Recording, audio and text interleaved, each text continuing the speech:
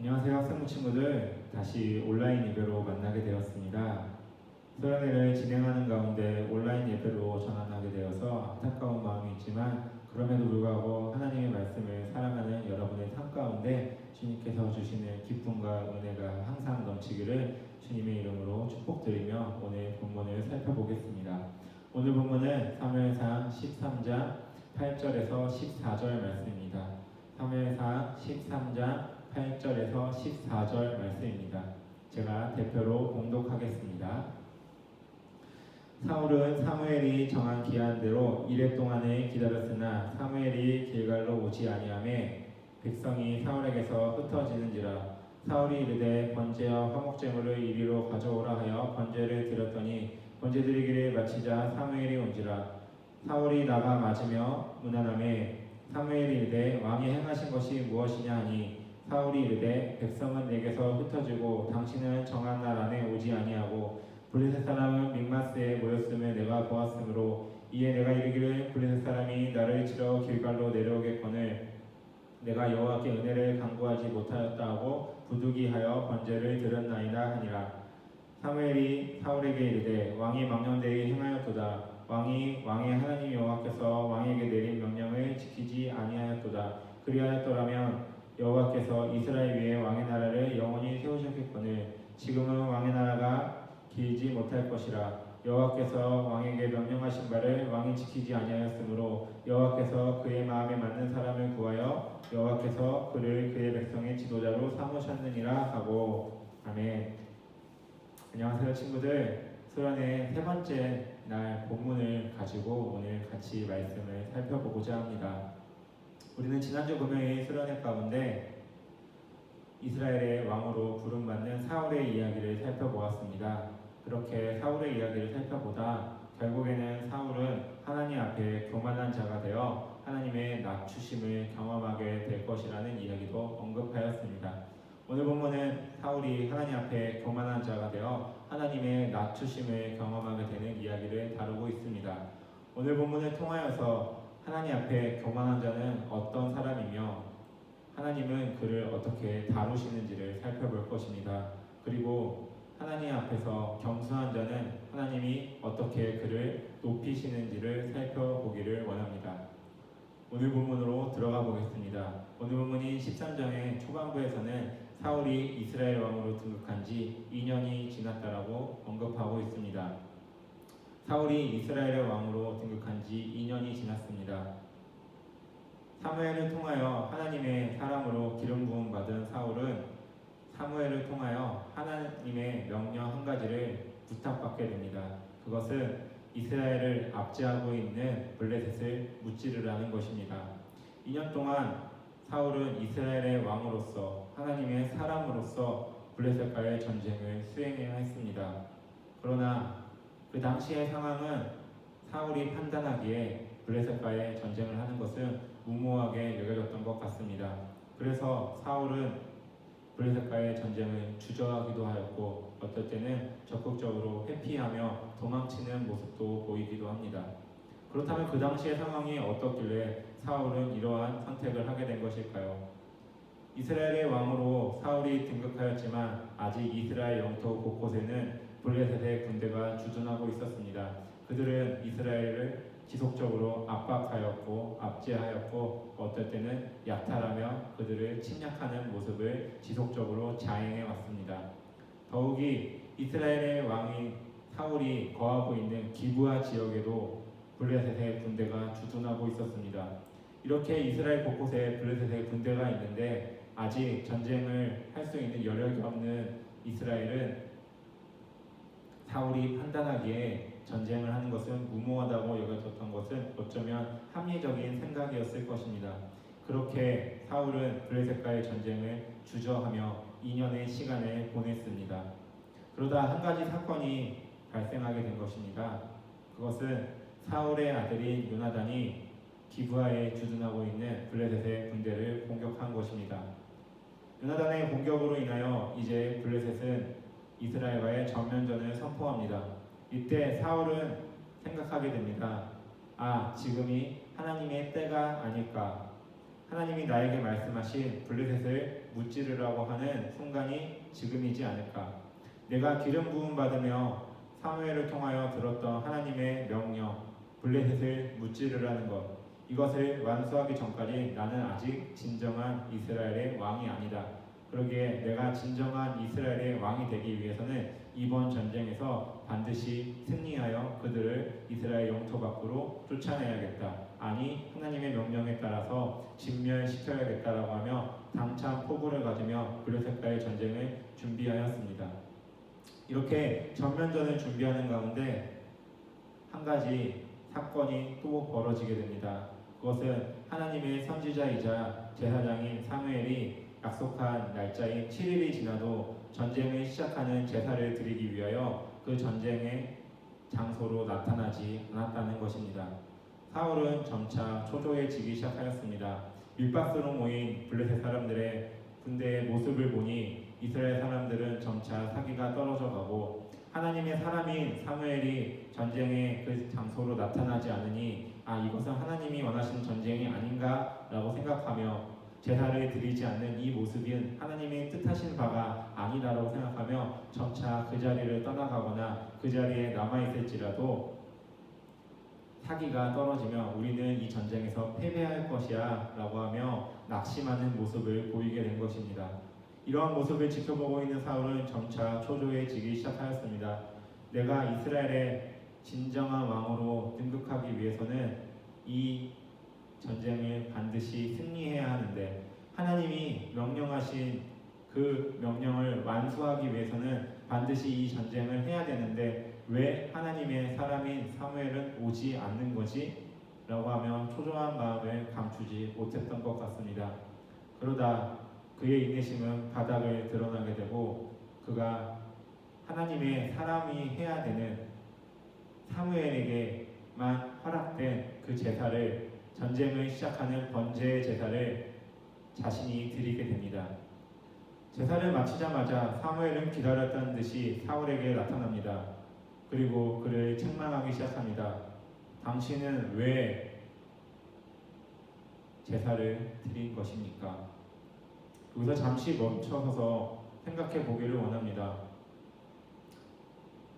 사무엘이 사울을 탓하고 있습니다. 이 질책이, 이 책망이 여러분에게는 어떻게 느껴지시나요? 전후사전 다 빼고 객관적으로만 봐도 누가 잘못하고 있는 것일까요? 이 부분만 살펴봐도 사무엘이 잘못한 것 같습니다.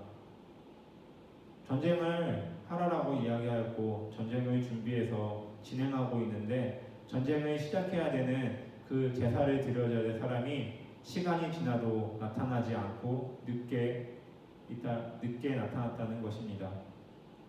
그리고 지금 이 시간이 흐르면 흐를수록 병사들은 떠나가고 사기는 저하되기 때문에 이 전쟁을 승리로 이끄는 것은 너무나 힘든 일이라는 사울의 판단은 어쩌면 합리적이고 타당한 것이었습니다. 전쟁을 수행해야 되는 지도자로서 이 병사들의 사기를 지키고 제사를 통하여 이것이 하나님의 전쟁이다라고 선포하는 것은 승리를 위한 중요한 조건이었을 것입니다. 이렇게만 보면 사울은 잘한 것이고 사무엘은 지금 자신의 잘못을 사울에게 질타하는 것처럼 보입니다. 그렇지만 이 본문을 자세히 이해하기 위해서는 이스라엘의 왕이 어떠한 사람인지를 살펴봐야 합니다. 우리가 지난주 살펴보았던 사무엘상 8장의 이야기, 블레셋의 압제 가운데 이스라엘 백성들은 사무엘에게 찾아와 우리의 왕을 세워달라고 이야기합니다. 이스라엘 사람들이 원하는 왕은 우리를 대신하여 전쟁을 수행하여 승리로 이끌어줄 전쟁의 지도자였습니다. 그렇게 왕을 구하는 이스라엘의 백성들에게 하나님은 내가 너희에게 지도자를 주겠다라고 약속하시며 사울을 세우십니다. 이렇게 시간이 지나서 블레셋과의 전쟁이, 그 전면적인 전쟁이 시작되는 순간 가운데 지금 하나님의 사람인 사울이 나타나고 있지 않습니다. 그리고 사울은 고민하고 있습니다. 나는 이 전쟁을 승리로 이끌어야 한다. 이스라엘은 왕을 원하였습니다. 그리고 이 왕은 멜레크라는 단어를 사용하여 그 왕이 어떠한 사람인지를 표현하고 있습니다. 멜레크라는 단어는 지도자, 왕이라는 단어로 설명되지만 그 표현상에서는 이스라엘이 염원했던 한 가지를 담고 있습니다. 우리를 위하여 전쟁을 해줘서 승리로 이끄는 강력한 지도자, 그 지도자가 멜레크입니다.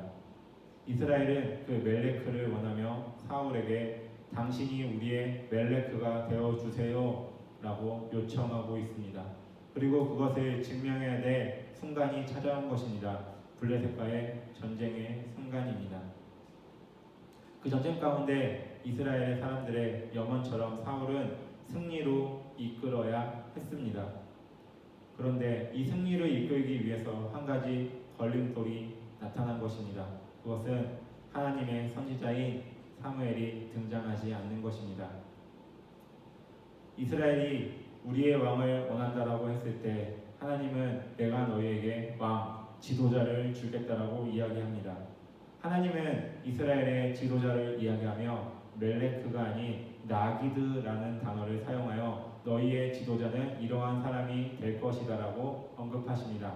나기드라는 단어, 지도자, 왕이라는 의미를 담고 있지만 그 내면에는 명령을 받아 수행하는 사람이라고 하는 뜻을 담고 있습니다. 하나님이 이스라엘에게 선사하실 왕은 하나님의 명령을 따라 수행할 사람입니다. 사울은 사무엘을 통하여 기름 부음 받은 자가 되어 하나님을 대신하여 이스라엘을 통치할 하나님의 명령을 수행할 자로 자리매김했어야 됩니다. 그런데 지금 하나님의 명령이 잠시 침묵되고 있는 상황 가운데 그는 선택을 하게 된 것입니다.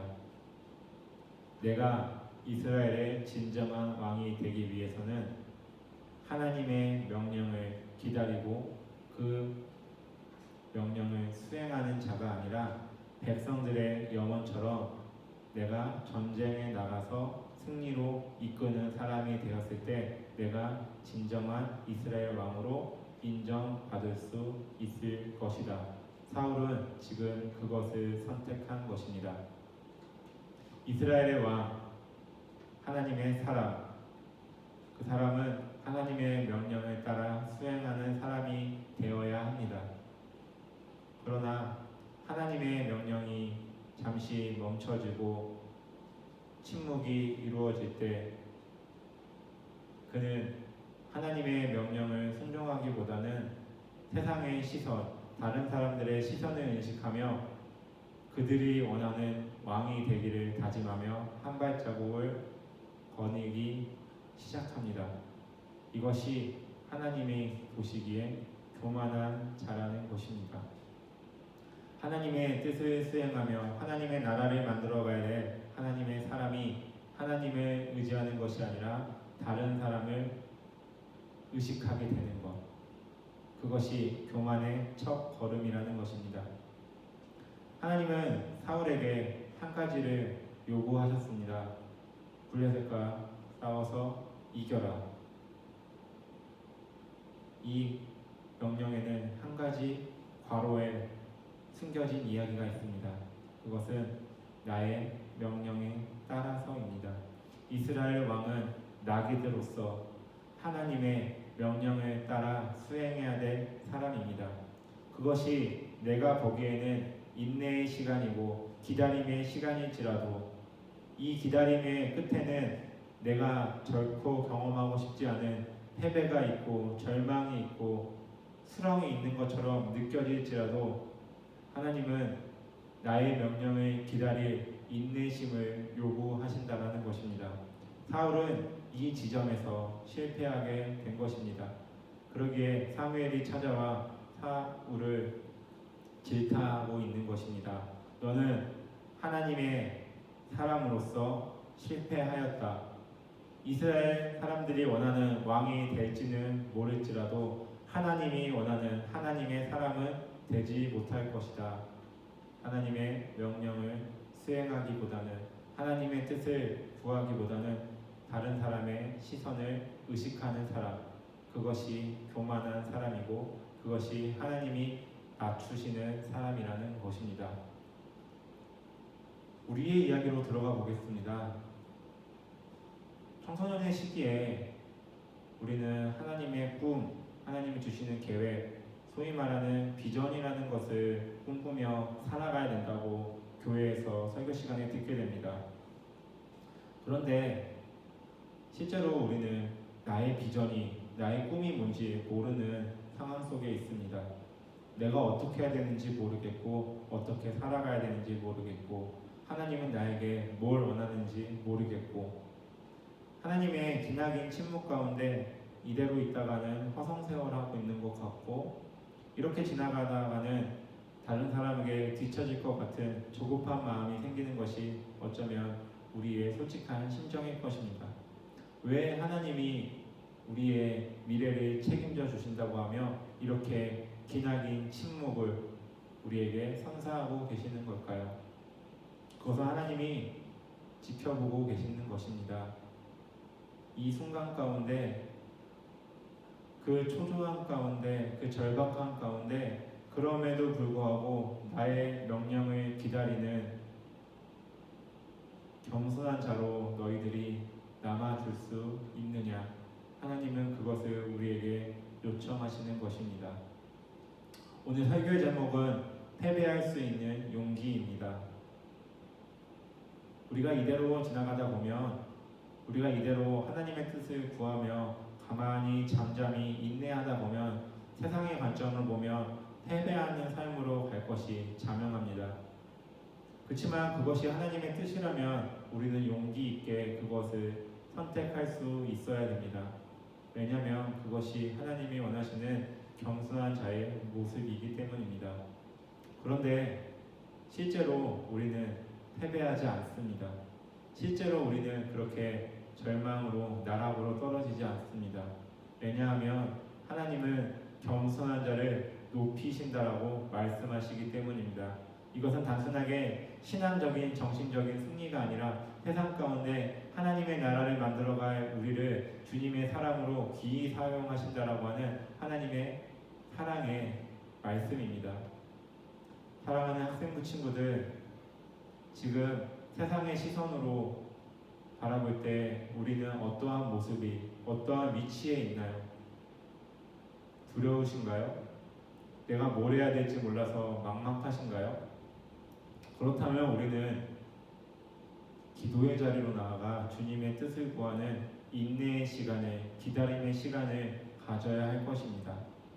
세상으로 바라보기에는 너는 아무런 계획이 없구나, 너 그렇게 살아가다 보면 아무것도 못해, 허송세월하지 마 라고 하며 질타할지도 모르겠습니다. 그러나 우리를 향한 하나님의 분명한 뜻이 있다는 것을 신뢰하시며 기도의 자리로 나아가 주시기를 부탁드립니다. 하나님의 뜻을 끝까지 의지하시기를 부탁드립니다. 하나님은 신실하신 그 사랑으로 우리의 삶을 인도하실 것이고 종국에는 우리를 높이실 것입니다. 2020년 여름 우리는 하나님 나라에 대해서 살펴보며 교만한 자를 낮추시고 겸손한 자를 높이신다라고 하는 그 하나님의 방식에 대하여 우리는 잠시 살펴보았습니다. 청소년의 시기에 우리는 무엇을 해야 될까요? 많은 것이 필요할지 모르겠습니다. 내신도 잘 관리해야 되고 친구들과의 관계도 소중하고 가정도 화목해야 되고 학교에서 인기도 얻어야 되고 그런데 이것보다도 더 중요한 것, 그 한 가지가 있다라고 우리는 지난 한 달간 말씀을 통하여 지속적으로 살펴보았습니다. 그것은 하나님의 뜻을 구하며 하나님의 뜻대로 살아가는 그 자세가 우리에게 있어야 한다는 것입니다. 세상적으로 바라보기에 패배할지라도 하나님이 우리를 이끌어 주실 것이라는 것을 의지하시는 용기를 가지시기를 주님의 이름으로 부탁드립니다. 세상의 방식으로 바라보기에는 우리가 실패하는 삶처럼 보일지라도 이것을 극적으로 반전시켜 우리를 하나님 나라의 최전선에서 이 사회를 하나님께로 올려드리 리더의 역할을 감당하게 만드실 하나님의 신실하신 계획을 의지하는 2020년 여름이 되기를 주님의 이름으로 축복드립니다. 수련회를 마무리하며 여러분들과 한 가지 기도 제목으로 나누고 싶습니다. 주님, 내가 어떠한 상황 가운데서도 주님을 의지하는 신실한 사람, 겸손한 자로 남게 하여 주옵소서. 어느 찬양의 한 가사처럼 내일 일은 난 몰라요. 그렇지만 주님이 나를 사랑하신다는 것은 내가 알고 있습니다. 라고 하며 정말로 캄캄한 것 같은 내 미래를 한 걸음 한 걸음 주님과 동행하며 주님께서 베풀어 주시는 은혜를 매일매일 경험하며 종국에는 우리를 높이시는 그 길을 주님께서 예비해 주실 거라고 하는 기대감을 가지고 인내하시며 지금의 시기를 신앙으로 견뎌내시는 여러분이 되시기를 주님의 이름으로 축복드립니다. 기도하실 때 주님, 나에게 믿음을 허락하여 주옵소서. 어떠한 상황 가운데서도 주님을 의지하는 믿음을 허락하여 주옵소서. 내가 주님과 동행하며 주님이 나를 높여주실 것을 기대하는 삶을 살아가기를 원합니다. 우리 이 기도 제목을 놓고 우리 같이 기도의 자리로 나아가겠습니다. 기도드립니다. 은혜와 사랑이 풍성하신 하나님, 주님의 삶 가운데 우리를 붙들어 주사 주님을 의지하는 삶으로 살아가게 해주시면 감사합니다.